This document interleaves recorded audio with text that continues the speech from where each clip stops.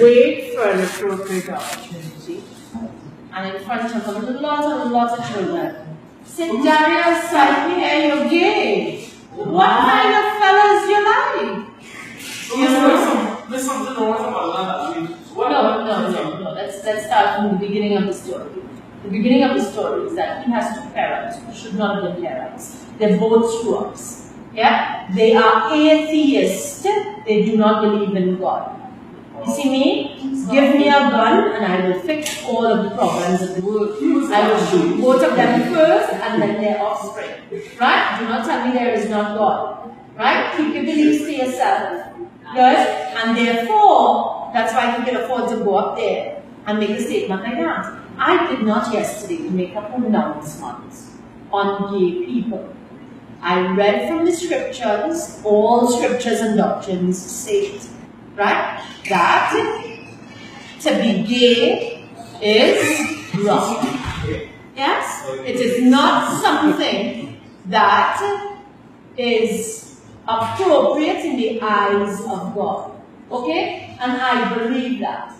However, I also live in a cosmopolitan country whose quadrants are discipline, tolerance, and production. Tolerant I am of anything around me. Yeah? If you want to walk with your jockey shorts on the head and leave your private all out over the place, I am not sure that. That's your opinion, that's your particular stance.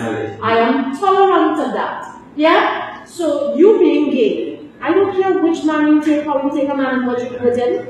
Right? That's not my place. Yeah?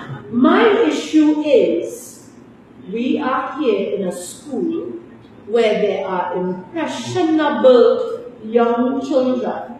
And I do not want the perverted ones, which I know there are, to have an impact on the little ones. You understand me? So I took up a thrashing from the teachers yesterday. Right? And I bring this to you all, for you all to see the level of struggle that we face. Right? Just as I am a teacher, I am a parent. Yeah? I treat with my children at home the same way I treat with the shoes here. Right? So do not as a teacher come to me and say, Ms. Nanda, you cannot have an assembly like that. Because the American Psychological Association says, from the time you put American there, I'll tell you, pack your sword, so bags and colliers and go in America. Right? That being gay is a disposition that you are born with. Okay? So I will tell you in my Puritan state, yeah? Let's go back to the age of pistolets and say, if you have an extra toe and an extra finger, come, I'll shoot you. Put you out of your misery and we will have a pure stop. Right? That's to tell you how they're sounding. Right? And therefore, it is acceptable. Right? Children, people do not become gay just so. And that was not my point. My issue is when you turn 18 or 21 and you're out there and you're a whole man, you could take a man, you could take a woman, you could take a dog, a cat, a goat, a sheep. I don't care. You're a grown man and you make a grown man decision. When you are here as a child, it is my obligation to protect you from what are wrong and perverse things. So they gave me a thrashing, and you want to know something, right? Do you all observe my dress? What do you all think about the way I dressed it? Appropriate. Compare me to. You can compare me to Misty Luxing in behavior, not in dress. Yeah. Compare me to how you see other female teachers dressing. Comment on that. I'm not propagating mischief, you know. Listen to me. I want you to make an informed decision about how you are going to operate in your lives as you go outside there. So compare me to male and female teachers in terms of how they dress. How they? How they dress Doesn't bother you? No. So what is what is your opinion on wearing a material that I could see the cleavage of your breast, wearing a pants that I could see what panty you have on underneath, especially if it's a thong, right? And tell me about the fact that you have a little shape, yeah, and a little size to go with that, and how you fill that shape to come to school here, to stand up in front of class of impressionable young boys, yeah, to teach the class. Tell me the appropriateness of that. Okay, so let's start there. 2, let's start with the fact that you think that boys at this teenage age should have the leeway to express themselves how they would like. Good? So if they want to venture into the stage of touching each other and exploring their sexuality in a male way, or if they want to grow their hair so that it's all up in the eye and there's flat iron in it, because you as the mother who is a teacher, carrying them to cut the hair so I'm flat iron it. Okay? Are you hearing me? Good. Let's walk down that road. Good. At the end of the day, I make no pronouncements on people. You do what you want, but do not let what you do affect the masses. Do you understand me? Yeah? Gentlemen, when you go outside there to work, even as you dress now, yeah? I will take the shish, Jeremiah. Good for you. Your uniform, you wear it well. Yeah? I'm proud to see you all. Yeah? Gorgeous, nice fitted shirt, loose enough, right? Trousers fitting properly. Yeah? I don't want to see what size your balls is. I don't want to see how big your luggage is that you carry around. I don't want to see how tight your ass is in a pants. Okay? And I'm a female. Yeah? So I make it up to take care of one. Every time I see a male teacher with a tight pants. Oh God, boy, that looking real good today, yeah? Yeah? I wonder who you're trying. I walk around and I tell all of them about it. Yes? Right? And I will walk around to the female teachers too. Oh, your breasts looking real nice today. But of course, I can say that because I'm a female telling a female that. Right?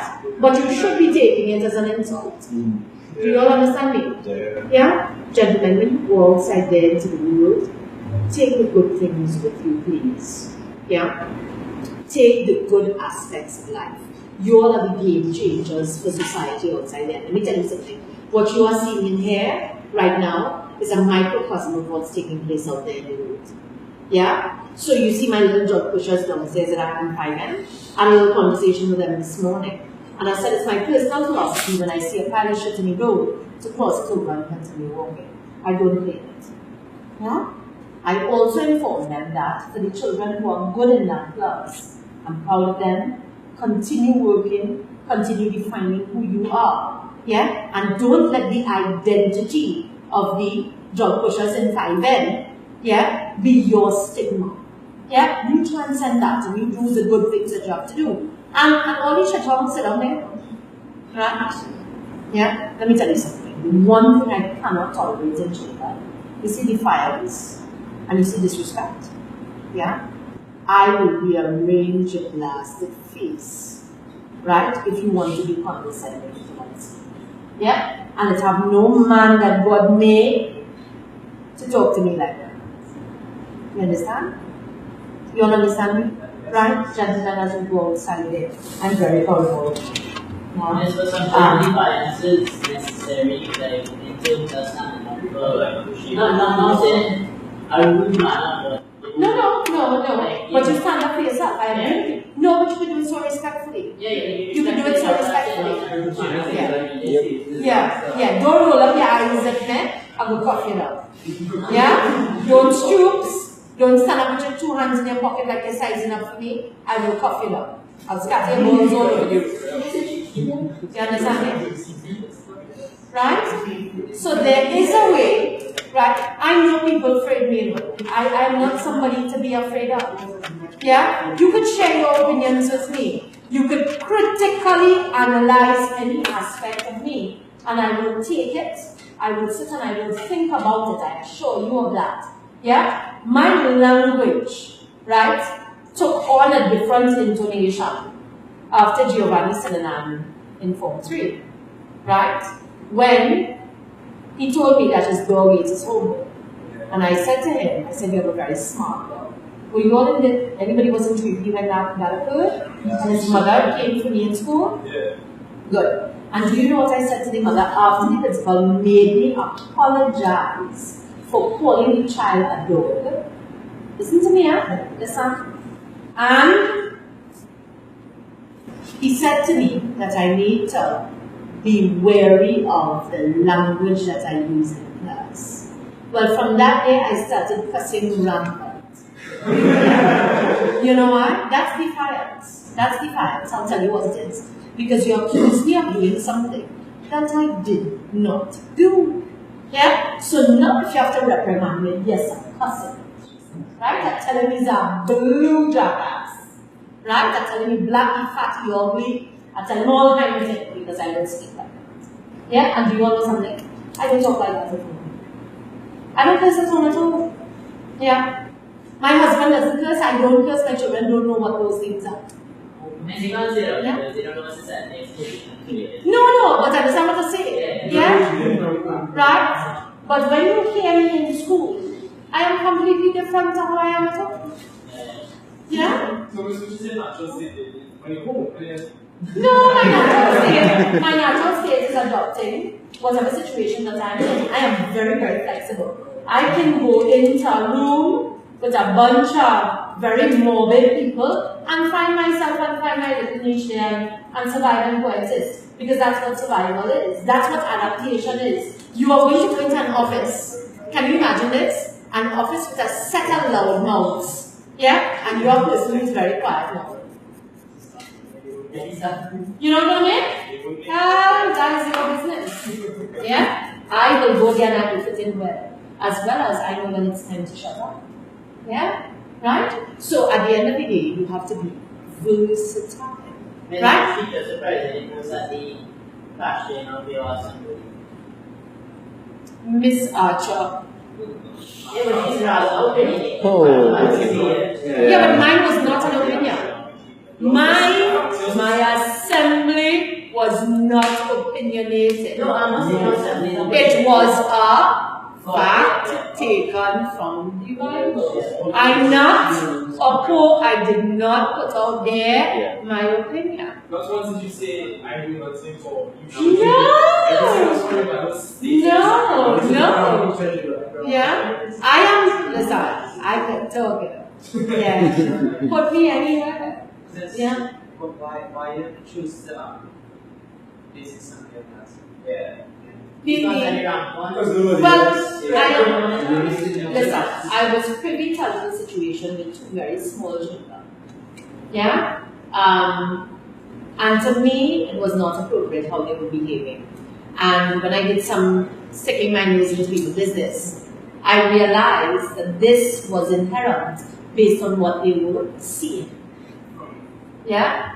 From older people. Yeah? Right? And I don't want to point out that it's members of staff, but I think that you will have very, very little role models. Yeah? Very few role models that will uplift you and to show you what being a man is like. So I have to adopt the role. Yeah? Man and woman to show you what a good man's supposed to be like. So what you're saying is that in a sense they kind of break up and thinking that this is normal. Well, that's what I said on assembly. I am telling you, right? If I see all of the jackasses jumping off the bridge, you feel I go in there? I never had friends in school, or you know what? I would call it as I see it. And hear what? At times in your life, my husband even up to now says that to my children. They say, your mother have no friends, you know. But mommy's have friends here over all the time. Yeah, but she has no friends. Yeah? Right? And I'll tell you something. I have acquaintances, many of them. Very few people I will cherish and call a personal best friend. I have none of those. I never had those. I never cared for those. Yeah? Because to me, I am the sole rock that can battle my own issues and my own problems. I am my world's worst critic. Yeah? You understand me? I am my own critic. Yeah? So I can tell you, based on my language and my disposition and what I say, what I don't like about me. Yeah? And when you can figure that out, honey, the world is your playfield. Nobody can embarrass you. Nobody can point you to do something that you don't want to do, right? I had this instance, right? You know, people in the country like to cuss and carry on and now I am a teacher that moved into this rural village, right? Now I grew up in a rural community, little village, little old house, people, same kind of behavior, we never had things like fence and things, right? Gasper, one of them, up in the bush. Yeah? Well, listen, we bush was nice. Right?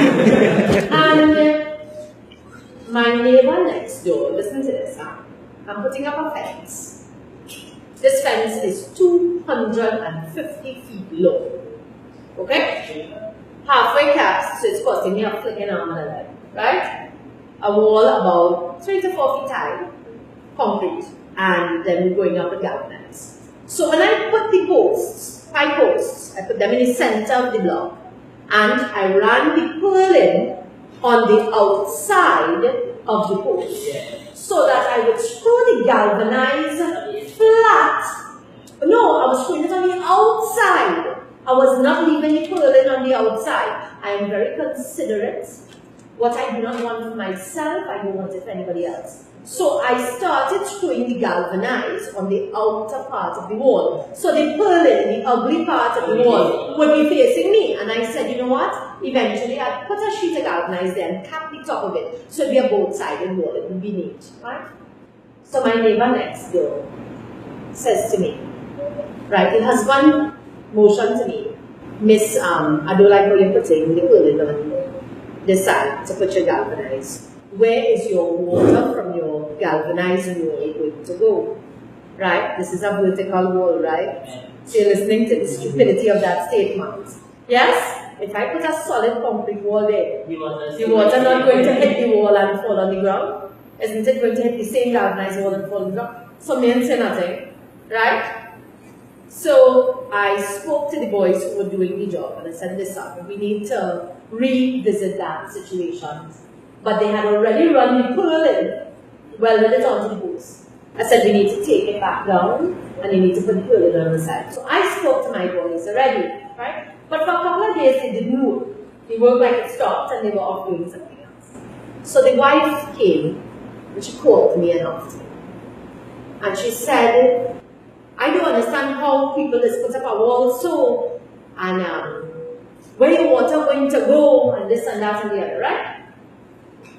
So I stood up and I listened to her. My husband right behind me, waiting to jump in because he's the one who will start to make some noise. He said, you just go inside. This is my issue. So I said, you're finished. She talked for about 15 minutes, about how the wall going to throw water in her place and this and that. Never mind, they don't have a single drain in the yard. Right? Not one. I have a box drain on my side that pull in their water. They run a PVC for their sink water and they drop it on the side of the wall so it's seeping under the wall and coming into my box drain. Right? So I listened to her. I said, are you finished? She said, well, yes, I hope you're going to fix that. I said, well, for your information, your husband spoke to me a few days ago in a very nice tone, I must say, unlike yours. Right? I said, and I did speak to the boys who are doing the work, and we will be taking down the purlin. Right? How she has never seen somebody put up the good side of a wall facing the neighbor.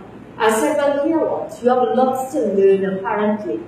Because that would have been an olive branch. Of course, I know you don't know what an olive branch is. Yes? To tell you that, I would like you to see a nice wall. Even though you're not putting any money towards the wall that is now securing your place, and you could dictate how I put the wall. I said, don't worry.